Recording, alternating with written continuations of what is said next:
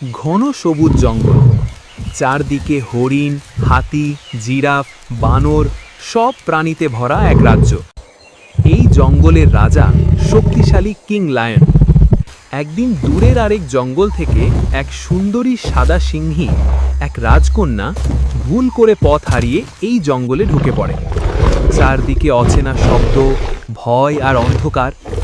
হঠাৎ একদল হিংস্র টাইগার গ্যাং তাকে ঘিরে ধরে এবং জোর করে তুলে নিয়ে যায় টাইগারের গুহার দিকে। উঁচু গাছের ডালে বসে থাকা এক চালাক বানর সবকিছু দেখে ফেলে। সে দ্রুত দৌড়ে গিয়ে খবর দেয় কিং লায়নকে, মহারাজ, সাদা সিংহী বিপদে। রাগে ও সাহসে গর্জে ওঠে কিং লায়ন। সে একাই ছুটে যায় টাইগারের গুহায়। ভয়ঙ্কর লড়াই শুরু হয়। লায়ন বনাম টাইগার গ্যাং, ধুলো, গর্জন, জঙ্গলের কাঁপুনি।